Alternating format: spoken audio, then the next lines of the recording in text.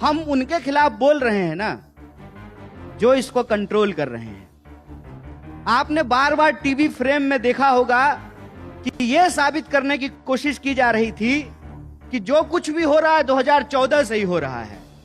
मतलब उससे पहले लोग पत्ते खेलते थे।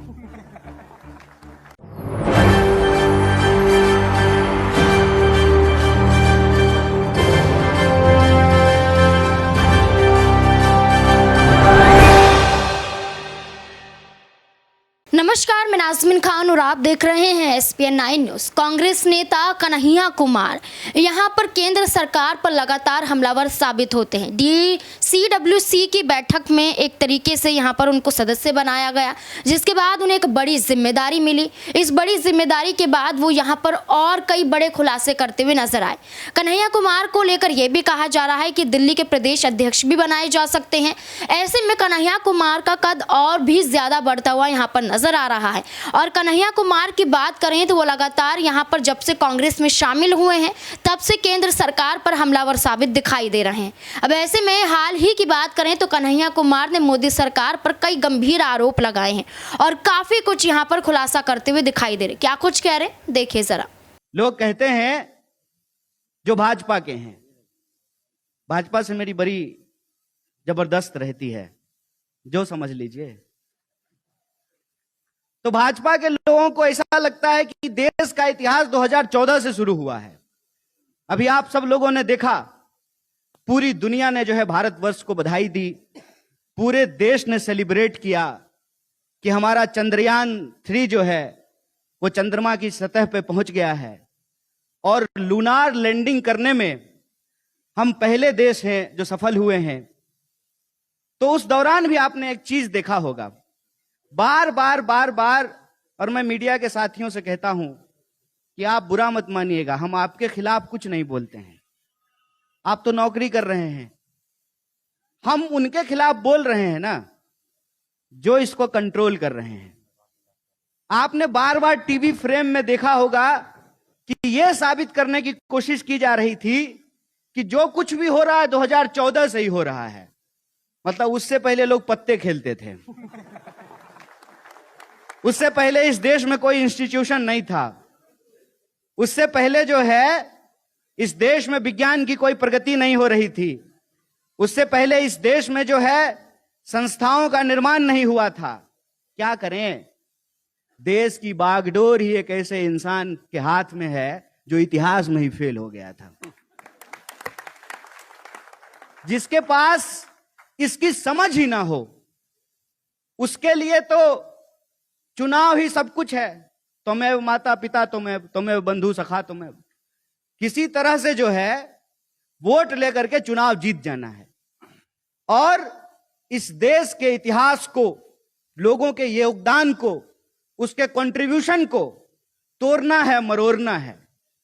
लोग विक्रम साराभाई को याद कर रहे थे, तो विक्रम साहब साराभाई का परिवार भी तो है, मल्लिका साराभाई तो है। मल्लिका साराभाई आज भाजपा के खिलाफ बोल रही हैं कि नहीं बोल रही हैं, इसका पड़ताल करना चाहिए। अक्सर ये क्या करते हैं कि दूसरे के काम को और दूसरे के मकान को अपना साबित करने में लगे रहते हैं, नाम लिखते रहते हैं। मैं आ रहा था तो एयरपोर्ट पे जो है नेताजी सुभाष चंद्र बोस के नाम पे है, और आप अक्सर देखिएगा कि नेहरू जी को नीचा दिखाने के लिए, नेहरू जी को गाली देने के लिए अक्सर कुछ नाम का इस्तेमाल किया जाता है। नेताजी का भी नाम करते हैं। तो पूछना चाहिए ना इनसे कि नेताजी की विरासत तुम्हारी विरासत है, नेताजी की विरासत तुम्हारी विरासत है, सरदार वल्लभ भाई पटेल की विरासत तुम्हारी विरासत है। और जब जाते हो वास्को डी गामा की तरह दुनिया का चक्कर लगाने के लिए, तो गांधी के ऊपर जब माल्यार्पण करते हो, वो गांधी की विरासत तुम्हारी विरासत है। इस देश में ना तुम 3 में ना 13 में। इतिहास आपका अंग्रेजों से माफी मांगने का, इतिहास आपका अंग्रेजों को यह कहने का कि आप मत जाइए देश छोड़ करके, आप यहीं रहिए, हम आपके ही अंदर सिविलाइज्ड होना चाहते हैं। जान गंवाई बंगाल के लोगों ने, जान गंवाई महाराष्ट्र के लोगों ने, जान गंवाया इस देश के एक एक इलाके के लोगों ने, और आप उस पूरे के पूरे आजादी के आंदोलन से गायब रहे। जो भी इस देश के भीतर राष्ट्र निर्माण की प्रक्रियाएं हुई, राष्ट्र निर्माण के जो काम हुए, उन तमाम कामों से आप गायब रहे।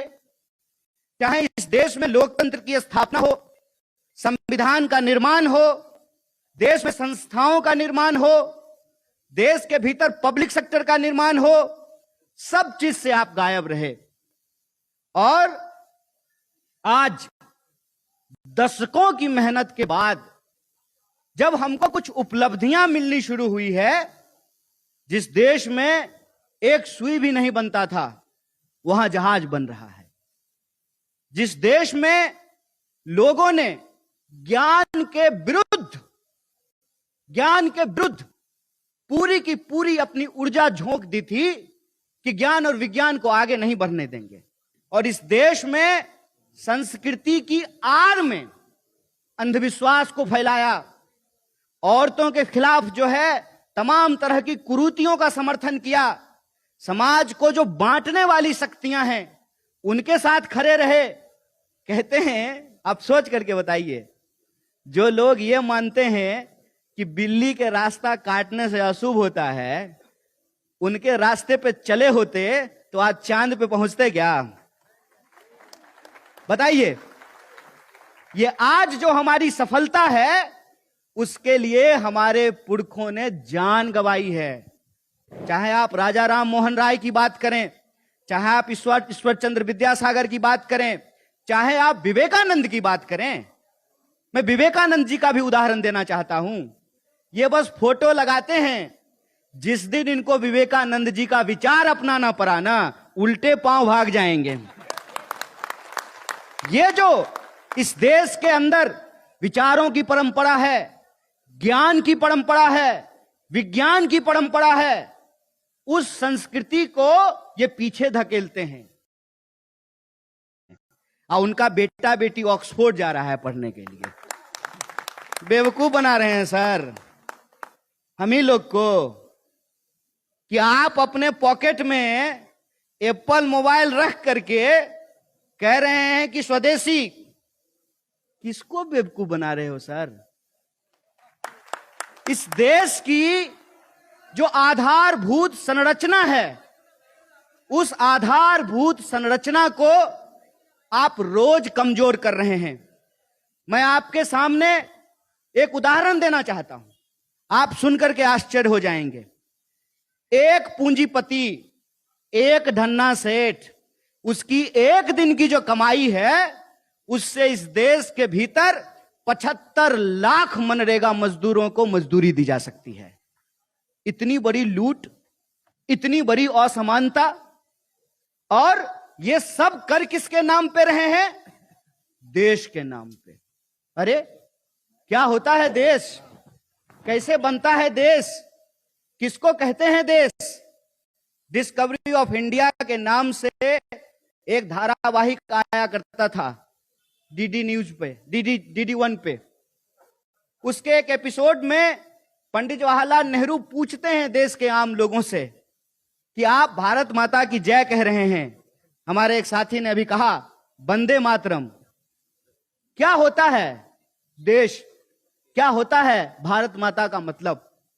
भारत माता का मतलब जब पंडित नेहरू ने पूछा तो लोगों ने अलग अलग जवाब दिए। किसी ने कहा कि पेड़ पौधे, नदी नाले, धरती, यह है देश। पंडित नेहरू जवाब देते हैं और कहते हैं कि भारत माता आप हैं। ये जो आप बैठे हुए लोग हैं ना, इस देश के जो 140 करोड़ लोग हैं ना, वही भारत माता हैं। और वो जो 140 करोड़ लोग हैं, उन 140 करोड़ लोगों के मिलने से ही देश बनता है, उससे ही देश का निर्माण होता है।